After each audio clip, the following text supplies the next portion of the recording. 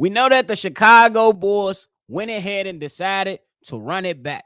But will the Chicago Bulls' decision to run it back backfire? Y'all already know we're going to talk about it, but you got to hit the music first. Cognac. Gang.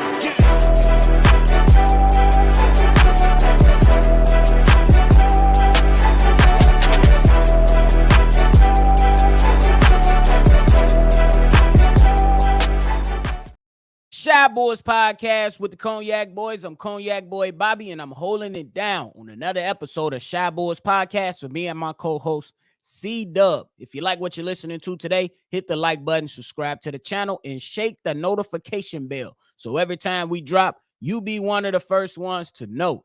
No Bulls or Bears attires today. No Bulls or Bears attire today. Chicago, we are down bad. The Chicago Bears, I know this is a Bulls channel, but the Chicago Bears, dumpster fire. And the Bulls, after we seen last year, we expect these guys to put on a better performance this season, but I just can't get my hopes up on this overreaction Monday. It's bad. It's bad. Yeah, but let's try to bring some clarity to Chicago sports, at least from the Chicago Bulls side. Will the decision by the Chicago Bulls backfire? I mean, it very well could. I mean, if we being honest, it very well could.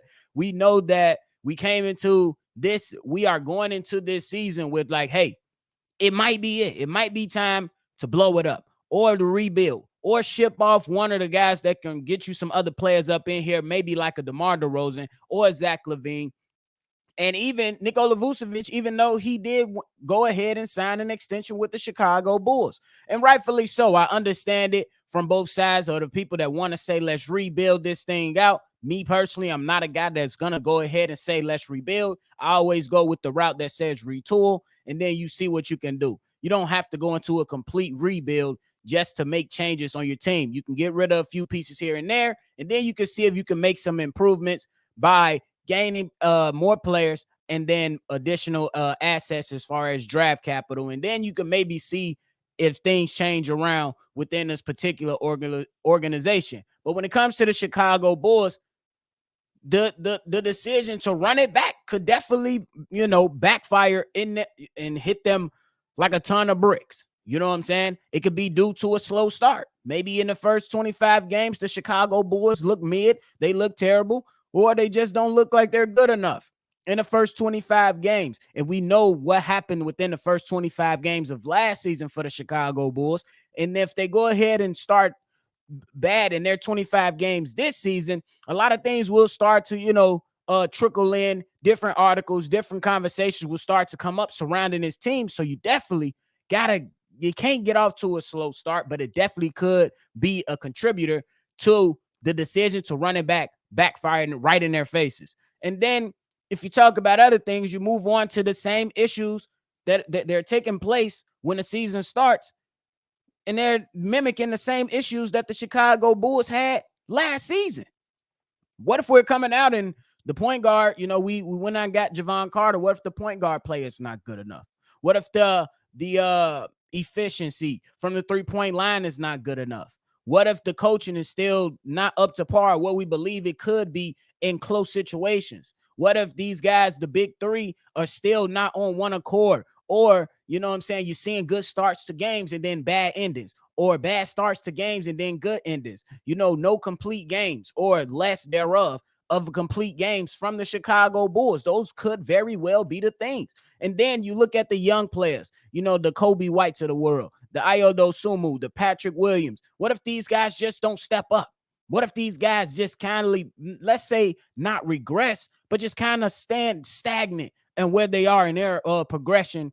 And it just totally shocks us and moves everything that we thought was supposed to happen and what typically happens with good coaching and player development and offseason workouts, et cetera, that a player needs to step up or will step up. But those type of things backfire in the Chicago Bulls' face, and the young players just don't step up to be consistent contributors to the Chicago Bulls team. Because if we want to see them take a step forward, that's one thing they will have to do. And that's what it appears to me. that the front office is kind of banking on their young guys to, grow up per se. They're already grown men, but grow up within the NBA aspect of basketball and be able to consistently contribute. That what if that's something that's not happening? You know what I'm saying? And you already know the biggest thing is the core. I touched briefly on it, want to touch on it again. What if the core is not playing well? You know what I mean? What if, we know that DeMar DeRozan and Zach LaVine and Nikola Vucevic, they're going to give consistent numbers. You know what I mean? But what about the impact as a group?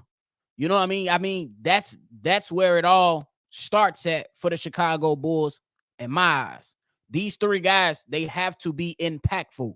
You know what I'm saying? Not just ensuring that they're getting their stats, but in other aspects of the game too, as far as leadership, leading the way, making the right decisions in clutch moments, making the right decisions to start games, playing within the flow of the offense, sitting in a chair defensively and being, maybe not the best. You know what I mean? Because I don't see either one of these guys being A+ defenders, but are you competent enough to at least stop players on the opposing team, in some key moments of games because you're showing effort?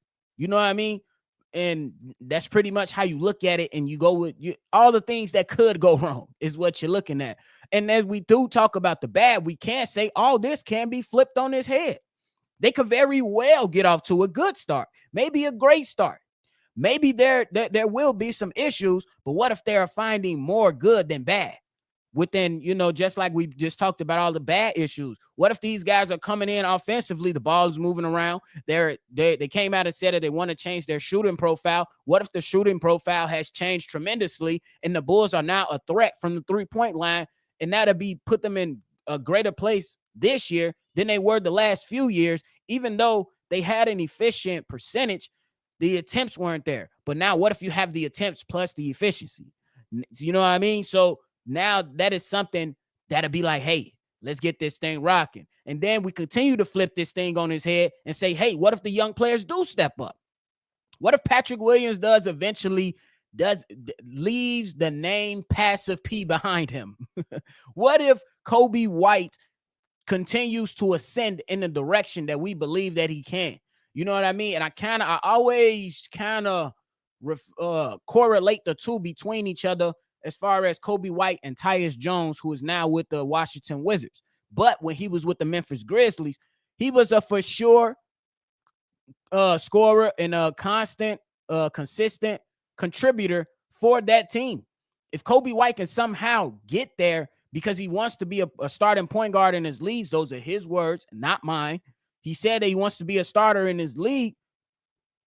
I believe it starts with some consistency first. So I kind of look at it, maybe games are not the same, but you look at the journey of each player and you can kind of say, okay, I kind of see it. You just kind of want to see it. And I think Kobe White, he has the potential to get there, but it got to be put on wax for me at this point with Chicago sports.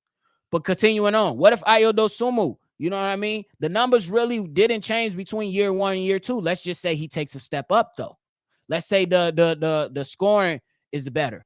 The passing is better. The rebound is better. The defense is back being consistent. The playmaking is up there now. He's carving out a role for himself within this Bulls team, and to the point to where the Bulls feel really confident about giving him that 3-year deal and saying, hey, this guy right here, Ayo Dosunmu, is a part of our future.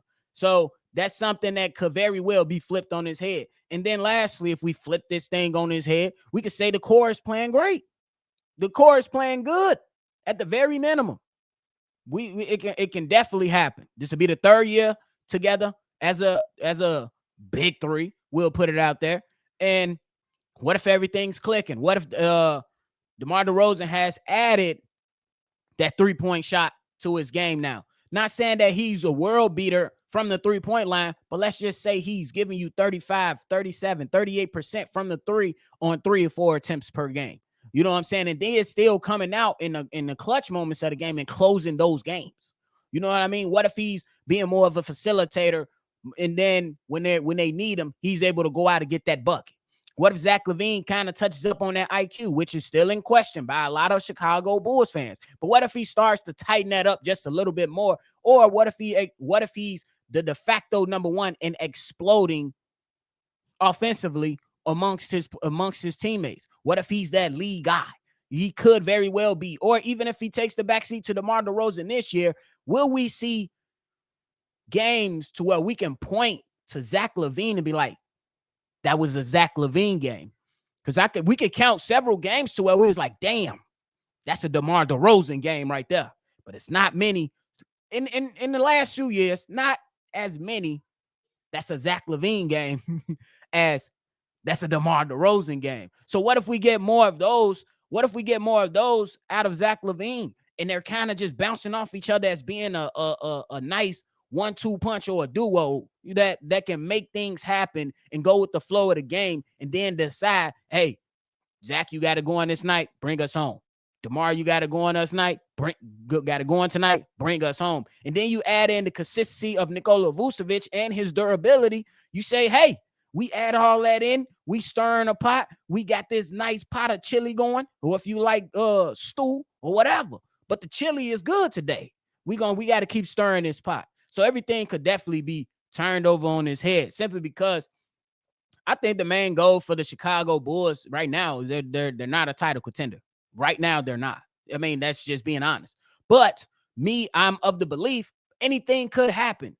Anything could happen. You know what I'm saying? They will not be my first choice for the NBA Finals, but you never know. You know what I mean? We never know.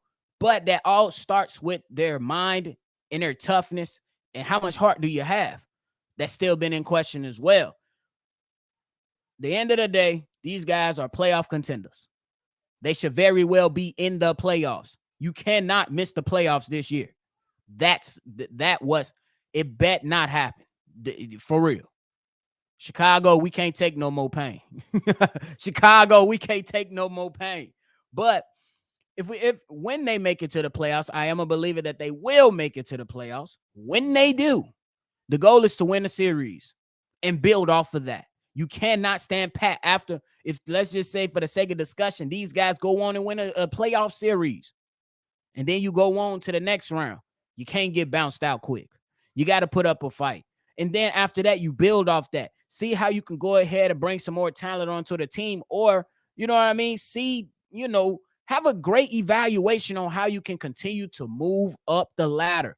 Because championships are not built overnight. We know there's been some quick cases where you get all these players in, maybe like a Golden State, but they were pretty much established. This right here is kind of a step. You want to go ahead and get established, I want to say.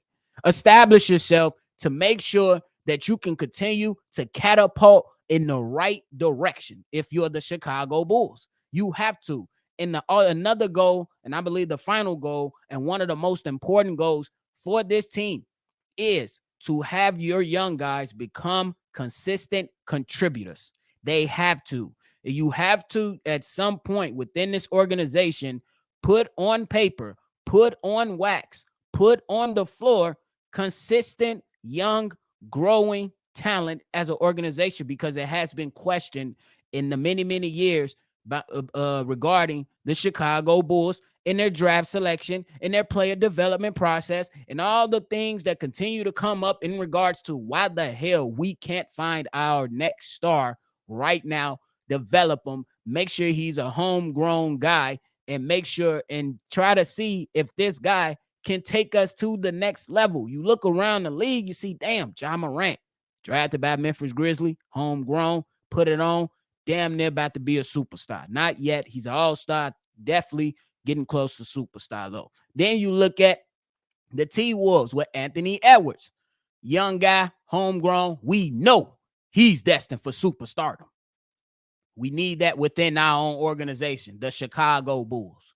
We need it. At some point, something got to give, Chicago. We can't keep getting beat like this. We can't keep getting beat like this. Oh, my God. Hey, excuse me, y'all. That's just me from seeing us getting whooped yesterday. The Chicago Bears rooting for them, just seeing us getting whooped by the Kansas City Chiefs. I did not predict that the Bears will win, but I didn't know we was going to be swallowing our teeth this morning or yesterday afternoon because we got our teeth kicked down our throat. Ugh. Let me get out of here before I just go on a whole Bears rant for a Bulls channel. Forgive me, y'all, but I know that y'all feel the pain that I feel on this Monday. But it is what it is. Let me know your thoughts below on all these things that we discussed today. Will the decision backfire? I hope not, and it bet not, because we've been dealing with this for a while. They got to get it together. So let me know your comments below. I tried to map it out for both sides. Let me know which side that you're going to go with. Make sure you hit the like button, subscribe to the channel. If you want to call in and give your thoughts on this take or any other take that we dropped in the last few weeks, go ahead and call in 773-242-9219. It's another episode of Shy Boys Podcast. I'm Bobby. I'm going to catch y'all on the next one for sure. Cognac. Gang.